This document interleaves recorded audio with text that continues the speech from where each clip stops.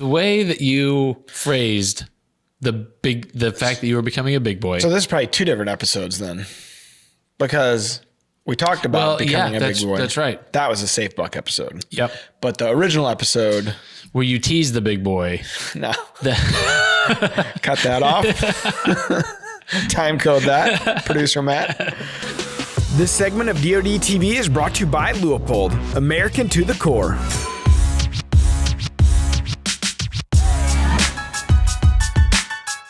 What's up, everybody? Welcome back to the Drury Outdoors 100% Wild podcast. If you're counting, this is episode number 241. If you care who we are, that's Matt Drury. You're Tim Chelsvik. And we are the dynamic duo of podcasts, but we're no one's favorite podcast. Definitely not your favorite outdoor podcast. We should also say Merry Christmas and Happy New Year to everybody. That's right. This is going to air between Christmas and New Year's. Mm-hmm. Yeah, so hopefully everyone had a great Christmas. And they're going to have a good New Year's. I see. Now, this is going to be like a year. We've never done an episode like this. It's going to be like a year in review shenanigans episode. Yes. We might cover some. Your eye is twitching so bad. It is so off-putting. Please put this back on. It hurts. The problem with the patch is it hurts, and I think it exacerbates the twitch. But I don't have to see it. It's been a long... Well, Princess in the Pea over here. I'm sorry. My medical condition bothers you. Yeah, it does. I have to look at you. Just look down. Okay. There you go. I like that. You're killing me, Smalls. All right. All right. Well, we might actually have a special guest on. Perhaps. Today. Perhaps. Yes. It'd be special if we can get this guest. The man killed the forked buck. I want to cut that part out because I want it to be a surprise. Oh, okay. So Matt, cut that part out. Cut that out. It's a surprise guest. No one knows who this guest is, nor what they have done. That's correct. Not Could be a even great us. guest. Could be crappy. Could be someone that got We into might it. have 2 special guests, actually, now that I think about it. Yeah, one potentially in studio. Yes. Could be anybody. It could be. All right. We better get this train rolling. Yes. Yeah, we have some shout outs. All right. Our shout outs are actually brought to you by Sportsman Channel, your home for everything red, wild, and blue. Mm-hmm. Okay. So the newest Rack Pack members are Jake Kosick, Kelsey Hawk, Chadrick Chungler. You think you're so funny. Chadrick Chunglrink. Is that It how would that's be supposed nice to be for pronounced? this. I don't. It's a listener. We need to try to pronounce our listeners' names correctly because that's their heritage. I'm calling them Chad. Chad Chung. Chadrick Chunglrink. Okay. Ron Lux.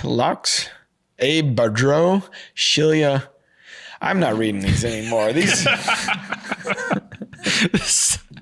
Brian Wallace. I got that one. Shelia Roach. Segment brought to you by dyslexia. You laugh all you want. It's not easy to be me over here reading these names I've never seen before. It's tough.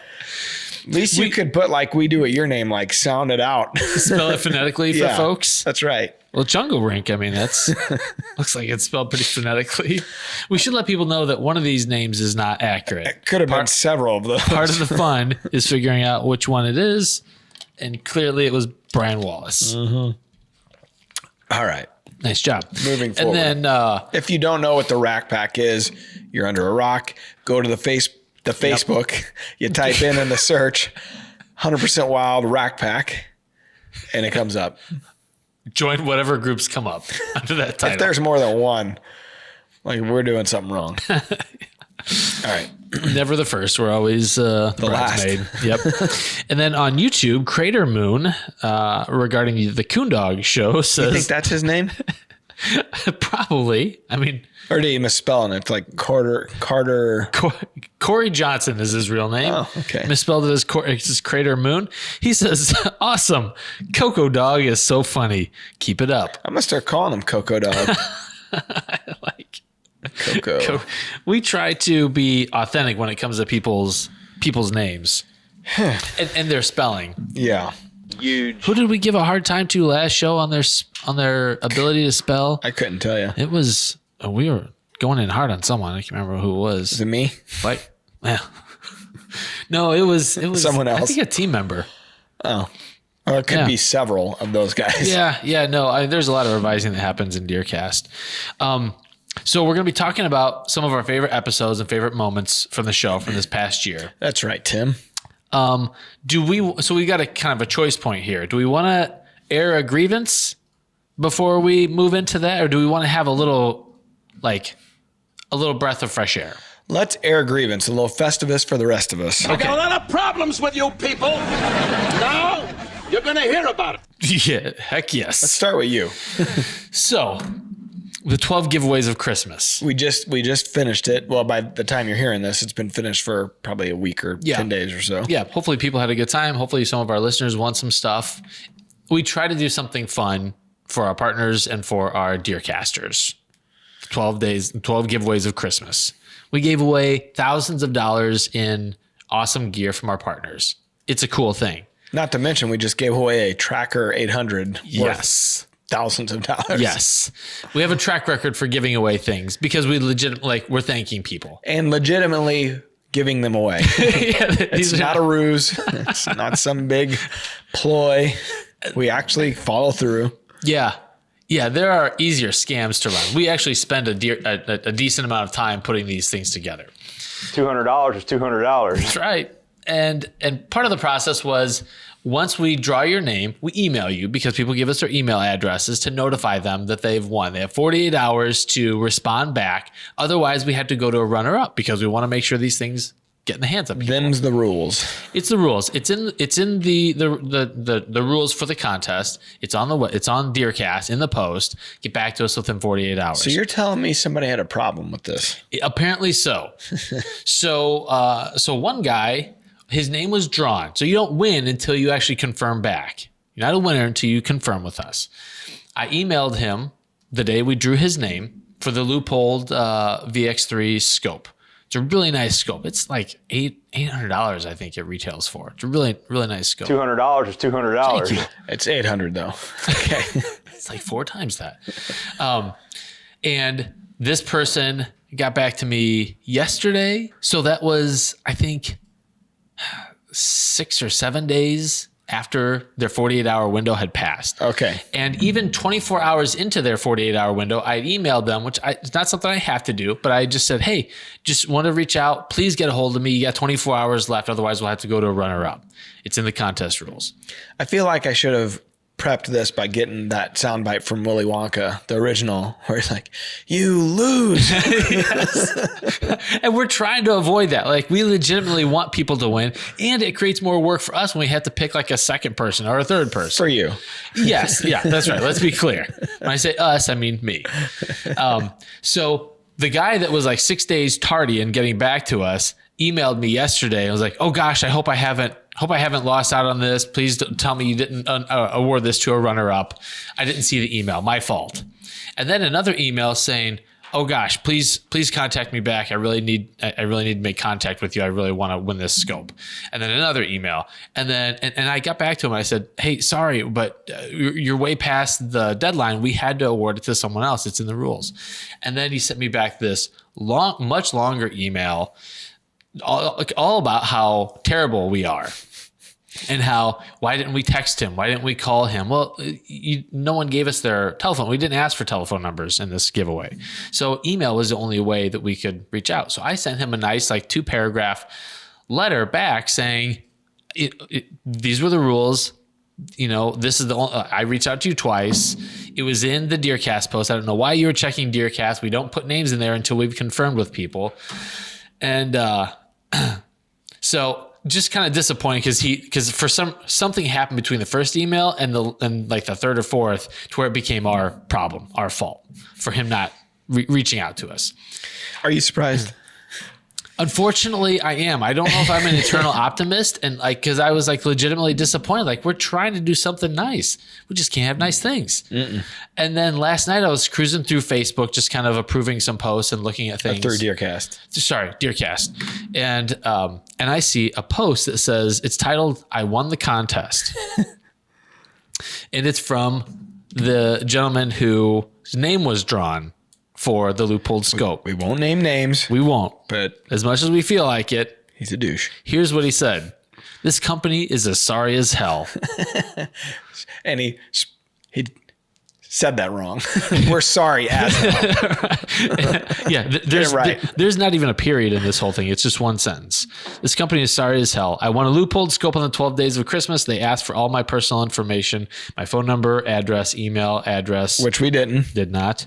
And everything. And I won. You didn't win. You didn't contact us back. They contacted me through the email and said I had 48 hours to claim my prize. I also contacted you at 24 hours. I never saw the email. You'd think they would have called me or texted me. We didn't have your telephone number, so we couldn't. Because everyone texts these. So, but hell no. I'm done with these people deleting this app. That's what he said. One down. A million to go. Let's see if we can offend everybody. It's like, it's almost like we took this away from him. Like he owned it and we went to his house and we took it away. Listen, this is the reality of the society we live in these days. There is no accountability. I could go on for days and days. This is probably a whole different podcast. It's not an outdoor podcast. It wouldn't be your favorite, but I could go on forever about customer experience issues. Yeah. People are entitled, and that's the reality. Not everybody, but when you deal with it on our side, all you hear, and anybody that has a company out there, and when you deal with customers, you're only getting, for the most part, the negative side. Now, I will say, like, I've been reading the emails that come through our website through dreeoutdoors.com for 17 years. That's been one of the things I've always done here. Mm-hmm. And we get a lot of positive. Thing you do, right? Well, depends who you ask. So we get a lot of positive feedback through there as well. I mean, tons of negative, but I get to see the positive. So it's, and when you look at the 12 days posts, because we had a couple knuckleheads posting negative stuff in the 12 day stuff, and just a quick reply, hey, we are giving this stuff away. There are people that win it. Let's talk about the pink elephant in the room. Yeah, the contest, quote unquote. But there are plenty of grateful people. I mean, more so than there are the more. Germans. Yeah, but you're going to hear, the vocal minority. So anyways. What is it they say? The sour apple is the one that makes the most noise. Is that it?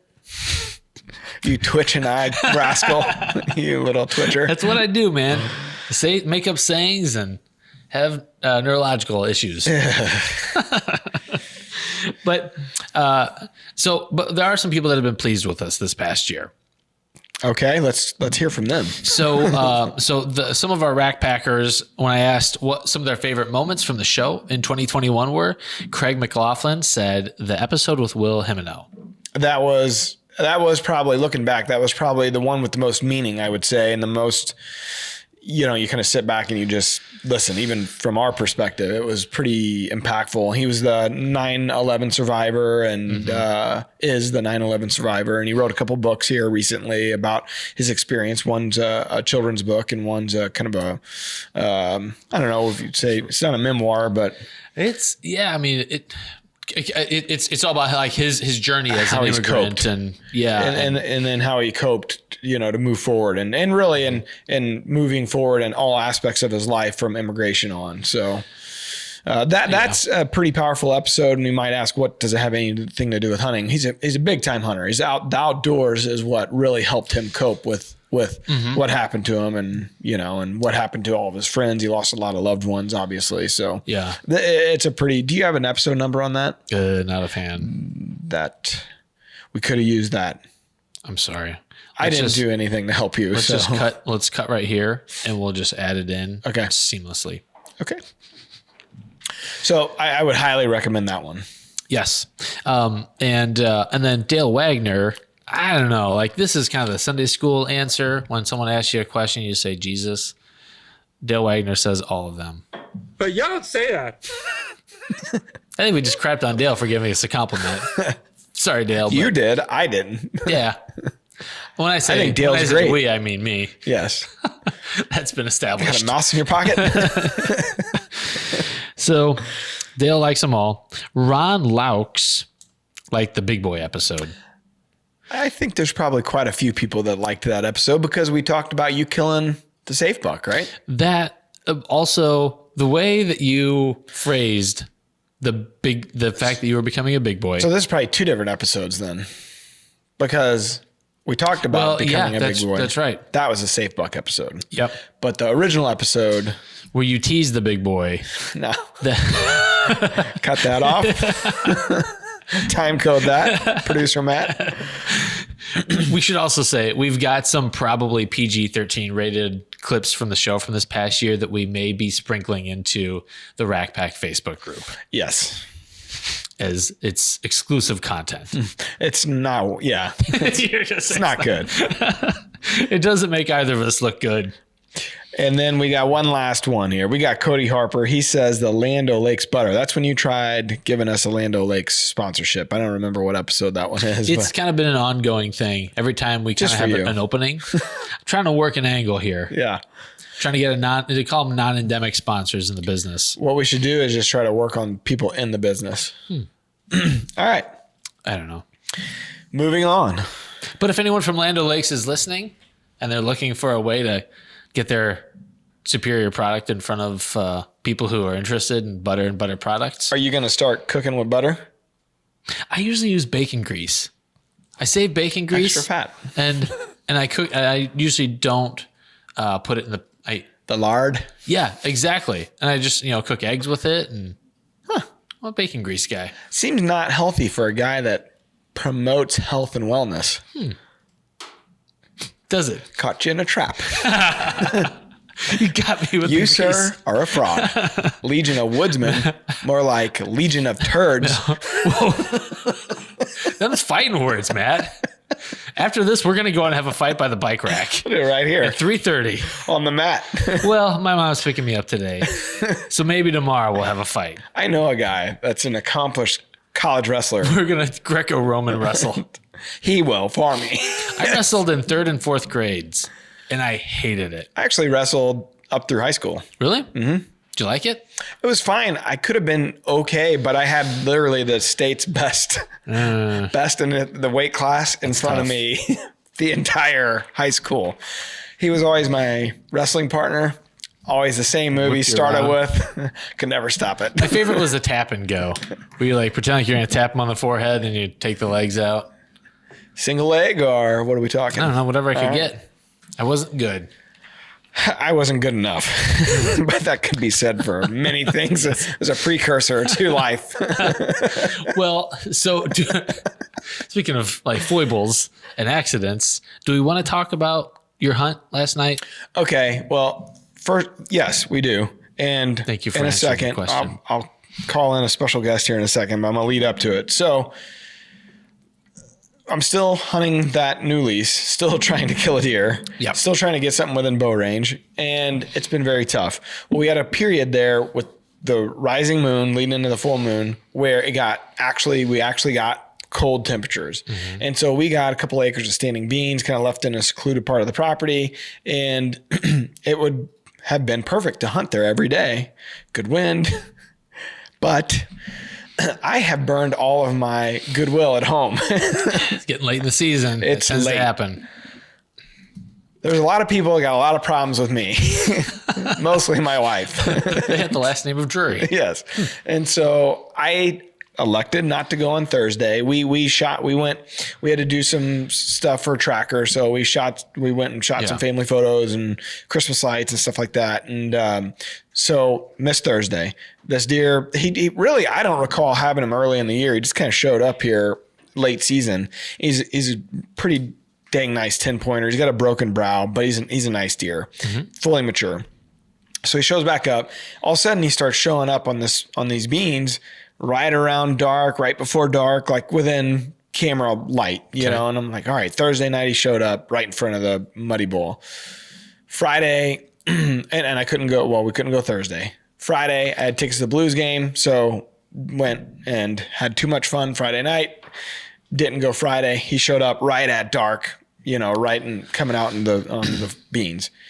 Saturday we go because that was the whole plan. It's like Saturday was kind of like the pick day. So it's like, all right, let's go for sure Saturday. So we know like right now, this time of year, end of day movement is kind of key. What time were you getting into the blind? We have been getting in anywhere from 2:30 to 3, probably closer to 3 o'clock. Okay. And our access isn't an issue. We're walking down a gigantic field to get in and really know on this field, like on this farm, they do not move until the last, sunset, a little bit before sunset. So you got another 30 minutes. You got like 30 or 40 minutes where you might see a deer. So we sit there for an hour or two with nothing happening. And I feel pretty confident in that. And they're not bedded right off. Like the thing you got to worry about this time of year in most places, you got a food source, them bedding right next to the food source. Bumping them, getting in. Yeah. That also is not happening here. So we get in Saturday and we wait. All of a sudden, we had a few deer, a few does come out in front of us. All of a sudden, look behind us, back basically where we're parking our tracker. And I'm talking like 300-400 yards away. And there's a group of deer pop out. I put the Leopolds up and one of them's a big bodied, and Scott even says like, man, he's got a pretty big body on him. I'm like, that's a shooter. As he gets closer, I'm like, that's the shooter. So he beelines it. He's eating in this winter wheat that the farmer planted. I mean, there's 100 acres of it. So the deer are popping out. When they do pop out, they're popping out all over. But we're focused in on these beans. Okay. Like I said, about 2 acres. So the deer starts, he's eating. He's kind of taking his time. We probably got like 15, 20 minutes left of legal shooting light. All of a sudden, he decides he's heading our way. And I'm like, come on, Scott, we got to get a game plan together because we're not faced that direction. Okay. We're faced front window. This is going to be a side window. So we readjust everything to the right. Okay. We readjust everything and we're ready. And both of us have a bow tag left. So we've been taking the crossbow and my V3X. Sure. And I got no qualms with if something stays out there at 60 yards, even 40 yards, I'm likely going to use the crossbow anywhere from 40 to 60. But if they're 30 in, 35 and in, I'm going to use my vertical. And it's just really hard to get them in this kind of range late season like this. And so he starts committing and I'm like, all right, it's going to be a crossbow deal because it's late. He's walking our way. Well, he hits our scent trail and we use, nose jammer. But I thought about this after the fact. After we were in Illinois hunting a couple weeks ago, which we never really went over that, I don't think, my second trip to Illinois. I had gotten the tracker so muddy. It was a mess over there. I took it to a car wash, like one of those manual car washes while I was using my lacrosse boots. And even though I wasn't using like a scented, there's a lot of smells and scents. Yeah, exactly. And I thought I bet the bottom of my boots, I had sprayed it with nose jammer, but this was like our first hunt in after Illinois. And I'm like, I guarantee you that had something to do with it. So he wigged out. This is probably 200 yards still. He wigged out, he looked at the blind, kind of settled down. And he decided to continue on. But instead of the path he was heading, which was right towards us, he kind of goes to the timber and he kind of skirts us. And he comes into the beans, but he stays out at like 80 yards, 70 yards. And then we lost, you're probably like watching your. Oh yeah, I was. And it came down to the end and it was legal shooting light. And so that was the end of the night, but we got good footage of him. It was a good encounter. And I thought, this is great. Next night was a southeast, which was where he was standing at in front of us at 70 yards. And I thought, these are scent proof blinds. I just don't want to push it. Plus, like again, at home, it's like, all right, let's just let this sit. Monday, we'll be able to get back after it. I'm down at mom and dad's. We're having Sunday dinner. Dad's there. We're shooting the breeze. I'm like, get a recounting cell camera picture, 440. So like plenty of light. He popped out at 30 yards in front of the blind. I'm like, God dang it. Just eating away. So totally. And the wind would not have been an issue where he popped out. I'm like, crap. So I go, okay, we got Monday, Tuesday, Wednesday. Temperatures aren't as ideal. The highs were getting up into the 50s, but the lows we're still getting like 20s, high 20s for the lows. I mean, the mornings are real cool. So, and it drops really drastically in the afternoons. So we went in Monday, nothing, sucked. Saw 5 deer. Went in yesterday, Tuesday, and, so we're sitting there, nothing's happening. All of a sudden, a nice 3.5-year-old 8 pops out. Real beautiful deer. Going to be a stud. Then a spike popped out. And we're filming him. And then Scott's like, what's that in the back? And we have 2 10-pointers that are both mature bucks. Okay. The short G210 and then this broke brow. And so the short G210 popped up, and he's, at the end of the field, that might be 100 yards or so. Well, he's feeding, he's coming our way. And then the 8-pointer, I think, we had our front window open because we had a good west wind blowing right in our face. Okay. And the 8-pointer kind of feeds behind us, and we lose track of him. I'm not really sure what he's doing. He must be getting a little fishy because both the deer that are in front of us still, the mature deer and the spike, they're looking, and they just froze. And they didn't move for like what felt like an eternity. It was probably 5 minutes. But at this point, it's so late in the evening, we don't have 5 minutes to burn. And Quiet too. oh, yeah. And so he hung up at 80, and he stayed at 80 eating the beans, and we just watched him, got footage of him, and, so the night ended. So I shut the window, and they always kind of get a little, as you're starting to like move around that blind. We're on a Keen trailer, so there's a little bit of movement to it up top, and they just kind of bounce off and leave. Well, this is where it gets interesting. So I'm going to call a special guest in. Scotty, you got some time here? Pull up a chair, brother. This is going to be a cautionary tale for our audience, and one that we're lucky to be able to tell. Plug me in, Tim. You live to tell the tale. You're jacked in. All right. So, Scott Heminger just joined us. For those that are listening, those that are watching, Scott, we've talked a lot about Scotty. Scott! Because he is the poor fella that has to follow me around all fall, and he puts a lot of work into all the farms. And of course, here on our social media team, he's the real leader here and gets a bunch of stuff done. So, anyways, we're climbing out. He's got the crossbow. I got my bow. We, pack up, we're climbing down. I climb down, I get to the bottom. So the way that this Keen trailer works, it's probably 10 foot of ladder, and then it goes down to a platform. It's all metal. It goes down to a metal platform, and then another 2 feet off the ground. That's 2 feet off the ground or whatever. It's a trailer that you put your blind on, and then you can crank up, and you move your trailer anywhere you need it. So if anybody doesn't know about a Keen trailer, they're pretty cool. So anyways, I climb down. I'm sitting down at the bottom. I'm waiting. I'm looking up. I'm watching Scott. And I look down. I'm kind of looking for deer, to see if we're going to spook anything. And all of a sudden, I start hearing kind of like a grasping, a grabbing, a grasping. I look up, and Scott, take it away. Well, you might have to remind me of the rest of this. I vividly remember it. I watched it all. So he watched it all. I barely remember what happened, but I'm sitting there crawling down the ladder. Got everything just like we do every night. Everything's normal. So you got a crossbow in your left hand. Crossbow in my left hand. Using your right hand to climb down. Yep. So I went to go from the top safety bar up there on the platform, went to go grab that first rung because I'd already made it a couple steps down. Well, I didn't feel the rung. I couldn't find it. I had my gloves on. I started reaching, and I just started leaning back. And I was like, okay, so if I can't find it, what am I doing?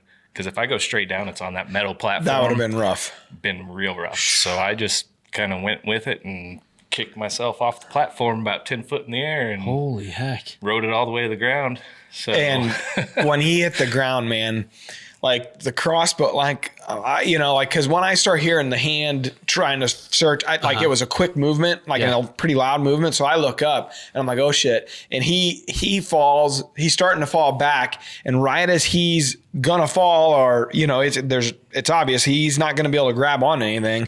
He pushed his body off, and that gave him enough to get away from the bottom platform. But he knocked the platform on the way down with his knee, I guess. Yep, left kneecap just hit the edge of the metal. So when he hits the ground, the crossbow. So the other thing is he's got a DSLR around his neck. The Tenzing pack with the big camera is on his back, and the crossbow in the left hand. I mean, we've got a bunch of crap. I mean, it takes a bunch of crap to film all this stuff. And so he hits it makes a loud noise because he hits that the platform. Yeah. And then as he hits the ground, the crossbow hammered the ground on the left side. He kind of hits with the side of his body, but then his back lands on his backpack, and instantly, honestly, I thought instantly back to my dad's accident a couple years ago.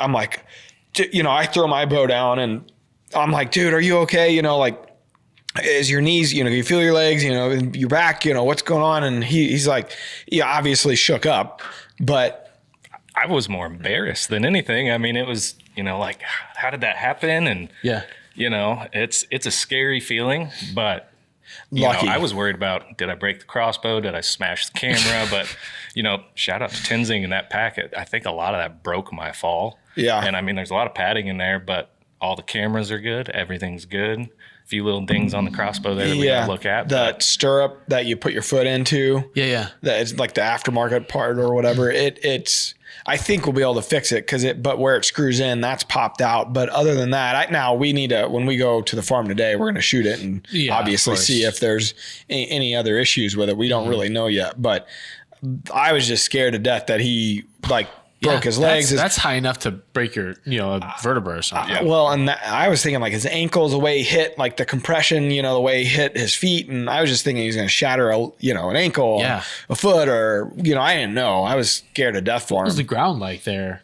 I mean, it's pretty hard packed ground. I mean, farmer planted winter wheat, but it's not like disked up soft dirt. I mean, it's pretty solid.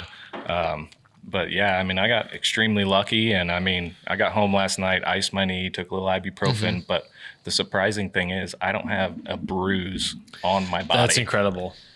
Should not be that way. I agree. I was scared. I was like, you need me to go get the buggy? Like, what's, like, how you feeling? He's like, I can walk. I'm like, geez, dude, we were talking the whole way back. I'm like, holy crap. You're very lucky. Like, I was just scared to death. Yeah.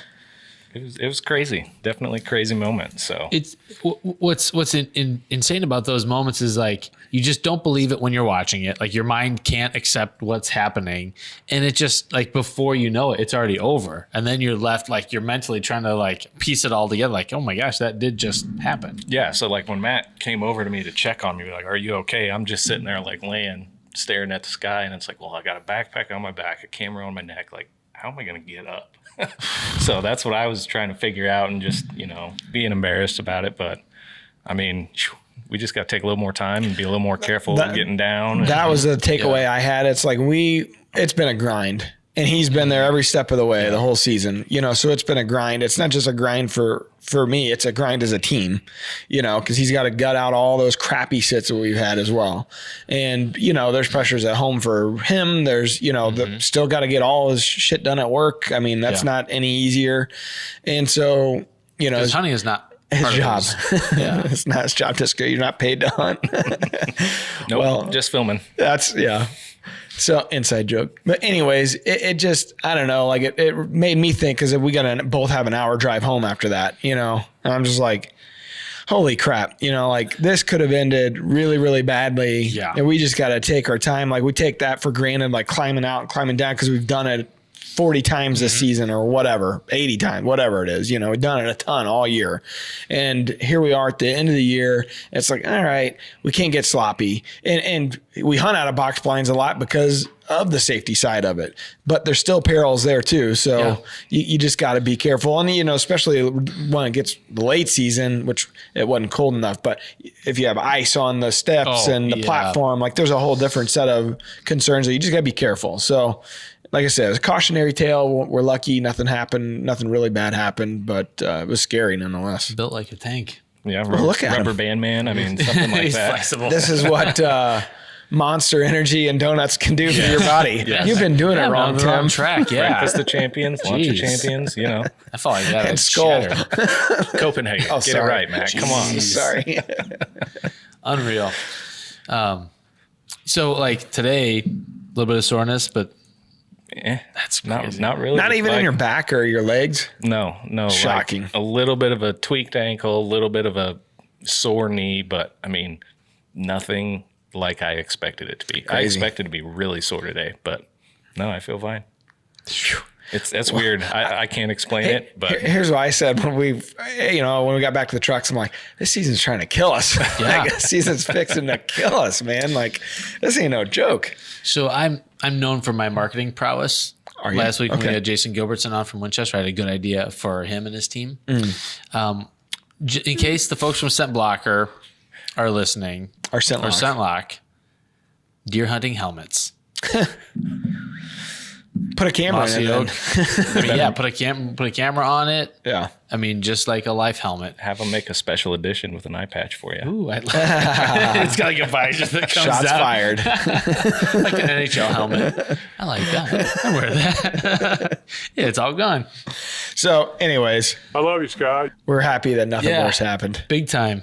Yep. The Yep. man takes Crazy a stuff. lick and And keeps on Well, we ticking. got Scott. Let's hear your thoughts on the season. A cameraman's perspective. last year was a lot more fun, Yep. but it's, It was.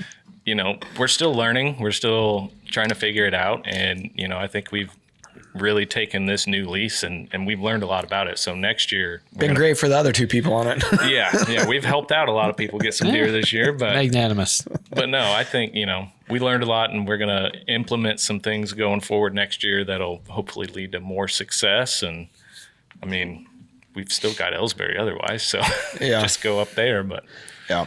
yeah, overall it's been, a grind of a season, but that's the way it is sometimes. Yep. It's almost over. Yeah.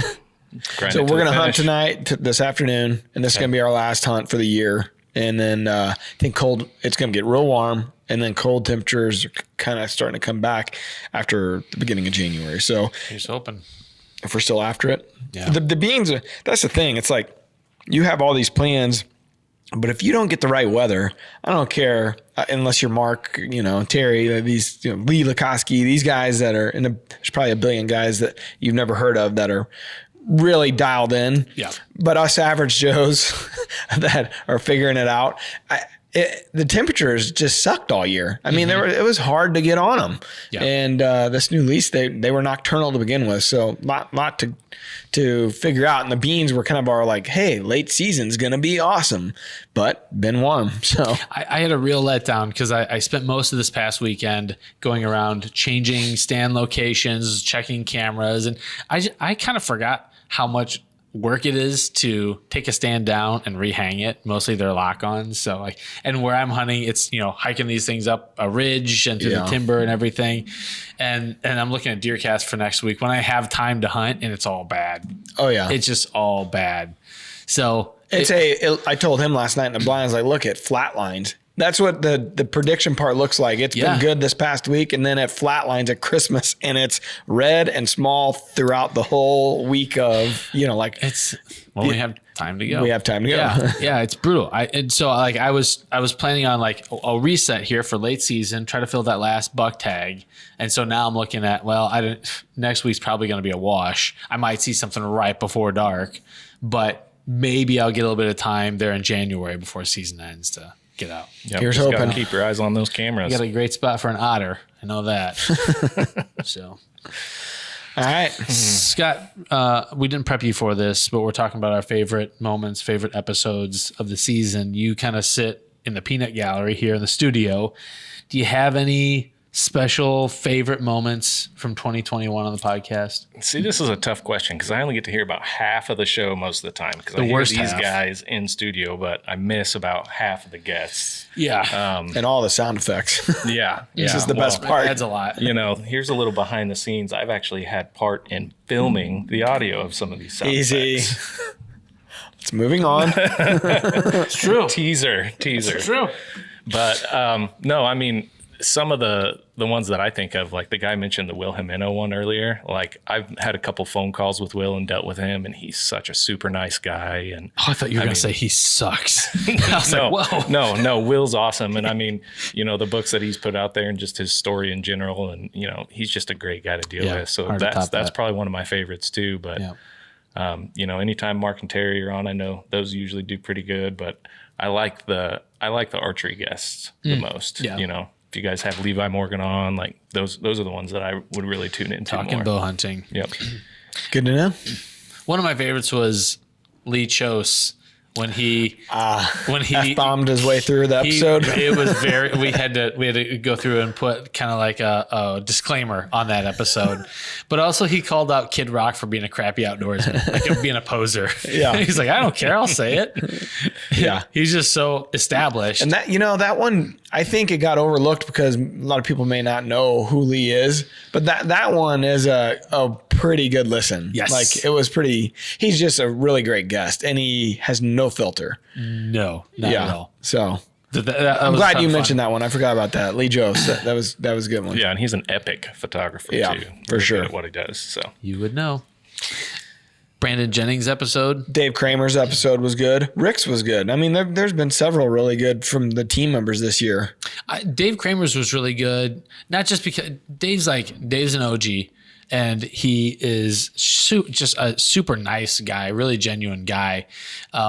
But he had such great like practical tips in there. He's very hands-on, very like, I do this, the windsock on my farm to show me what the wind is actually doing on my property. And they're always successful every year. Yes. Him and his son. So, yeah. A couple good ones. Killing Kramer's. Kramer killers? I don't know. Let's move forward. Yes. Let's. Okay. We got a question of the day. All righty. The question of the day is proudly brought to you by Cold Steel, real blades for professional hunters. And Scott and I would know nothing about either of those things. Real blades are professional hunters. Maybe someday you'll get to use it. We're going to put a trampoline at the bottom of our, of our platform. That way we bumbles bounce Now, what's this for, gentlemen? Well, that's for when when we fall. we bail. We're so fed up. All right. So this is from Steve Clark from the Rack Pack. Since you hunt the same deer for 3 or 4 years of history, do you think they daylight same few days each year? In my experience, limited as it might be, I don't have that same experience with deer year after year because a lot of times on these 2 leases that we hunt, like the lease that we hunted forever, it seems like most of the time it's a new deer that we're hunting each year. I don't have a lot of history. So every year it's like, okay, what deer is this? What deer is that? But Mark and Terry live and die by that kind of like, hey, this year, Mark specifically, he daylighted over here around this period. I think he's going to show back up. We did have a little bit of experience with that that big 9-pointer last year, the Timber 9. Mm-hmm. We passed him the year before in the Timber and thought this is going to be a stud. And he showed back up right at that same time frame the following year. This year, we didn't run as many cameras on that property, so maybe we missed him. I doubt it, but we didn't see him this year, so maybe he got killed. He would have been pretty old. But we have seen glimpses of those types of things like, hey, they winter here, they summer there, or they show back up. But like the new piece that we're hunting now, we have no history, so we don't know what the previous years were like. Yeah, So. I mean, I would agree. It seems like Mark and Terry have such a deep history with deer that they can do that. For me, it's more like I just in general know how my properties hunt and when I'll see certain types of deer and when I won't. Agreed. And that's kind of it's like a macro level understanding. It's like this time of year, we know at Ellsbury, like right there, end of October through about gun season, you're going to kill a deer in the South Timber or the North Timber. There's 2 sets. You can't go wrong. Mm-hmm. You're going to run into one if you put in the time. But, late season, if the farmer leaves, if we have food and the farmer leaves food, we pay for that. We know that they're going to come off of the neighboring property. Like that's about it. That's about all we really get off of that. Yeah. But it's hard to pattern a deer the same way year after year. Yeah. That Mark and Terry, they get those properties are more, I think there's a misconception. We talk about it like it's all big giant properties. I mean, maybe 80 acres or 100 acres, but they generally know this deer, he's kind of daylighted over here this week, this period last year, the year before. We have a good chance here. It doesn't have to be because you have 1,000 acres, 500 acres, 300 acres. Like they can do that on smaller parcels, but I have a feeling it's as much about they're so dialed into their camera inventory. I was going to say cameras play a big part. And the way that they kind of put it all into their computers because they use that they're all using PCs and use that Reconics Buckview program. Mm-hmm. And so they can go back and look at it a lot easier. We're going back the way we've gone through this on another podcast. The way I file my system is not as foolproof. Which one? The short one or the tall G2, one? The small broken G2, one. 3-year-old There's a lot of G2. G1 bucks too. Yes. Yeah. So just 3.5, 8, 4.5, 8, 5.5, 8. They actually have a better system, so I think that's part of it. Yeah. I mean, because when you have that many cameras, that many pictures, and that kind of duration of history, you have to have some kind of. Otherwise, you have a bunch of data and you can't do anything with it. Yeah, they're good at mining their data. Yes, We are not. You can spend as much time as you want going through recounting trail camera photos and gathering info and data. I mean, just looking at the way deer move from one side to the other. Are they coming from the left or the right? I mean, you can spend hours doing that. it's kind of fun. Part But of the it's fun. time consuming, so Yeah, it is. that's why I don't do it. Speaking of time consuming, how about the wildlife word? It's brought to you by Winchester Ammunition, an American legend. Okay, we'll talk about deer behavior. When a deer wags or swishes its tail, it generally means they are A, about to evacuate their colon, B, are nervous and on edge, C, they're thinking about the future, But you don't say that. and D, are calm and at ease. That's what she said. I mean, Why wouldn't we end the year like this? yeah, it's like the grand finale to fireworks display. Maybe they don't make sense, but they're going off anyways. A lot of explosions. I wasn't even listening to the. Okay. Worried about which fart to push next. Yeah. They're really Okay. thinking through this. So Sky, you're our guest apparently. So when a deer wags or swishes its tail, what's it mean? Now we're talking about swishing down, right? Yeah. Okay, yeah. not flagging up. So looking at those, I would probably guess D, or Yeah. calm and at ease. Yep, me too. D. You guys both win a Drury Outdoors ball cap. I got one on. That's the one. I see. So you have to work out a series of who's wearing it which day. Okay. But yep, that's right. That's a sign that they are chill. You're really scraping the bottom of the barrel for wildlife word of the day when that's the wildlife word of the day. I got off easy. What would be a better one? Anything that's tricky.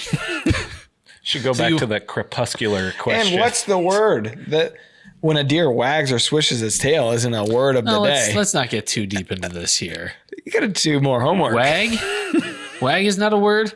No. Swish? But you're putting them together. Deer wags or swishes. Trying to help you guys out. Is that like a technical term for whitetails? Wags Folks or at deer swishes? hunting thought so.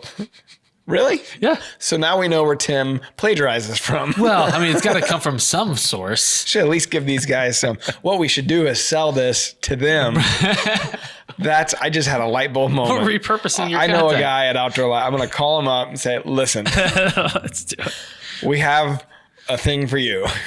We've been using your stuff for years. He'll be like, wait, is Not it the crediting wildlife you. word segment? Because we're not interested. I No actually offense. don't want to be affiliated with you or your podcast. It's not my favorite outdoor podcast. Seems like a liability to us. That's definitely, I think, how Jason Gilbertson felt last week.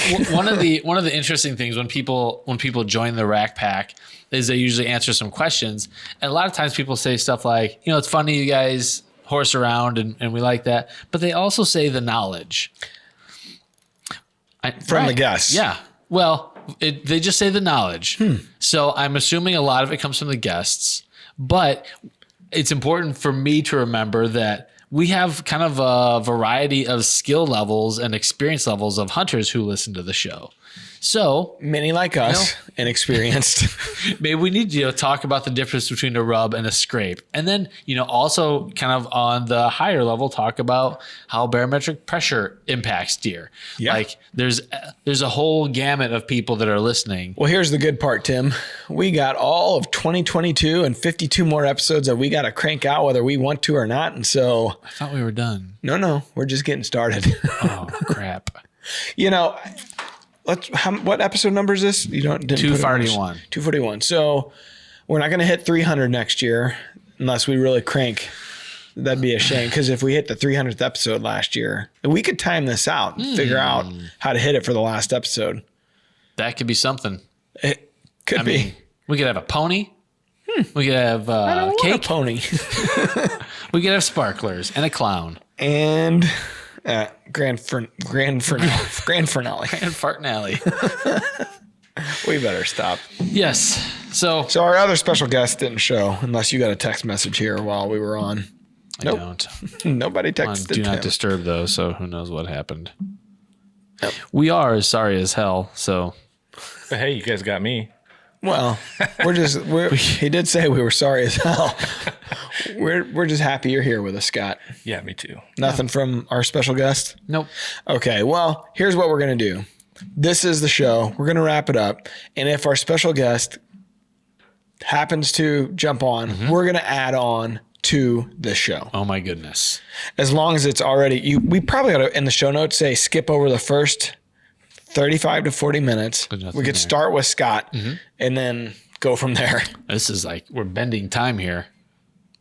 It's what we do. Get the flex capacitor ready, folks. About to listen to the show. Thank you to everyone who stuck with us during 2021. That's dead air. What did he say? Stick with us during what? We appreciate you guys. Been a long year, and if you've listened to more than like an episode or two, you are dedicated. Yeah, appreciate it. Join the Rack Pack. Be sure you're in there. All seriousness, have a safe New Year's and Fill that buck tag. Ardo tag or any tag. Yeah. That's what I'm about these days. Otter tag. Whatever. All right.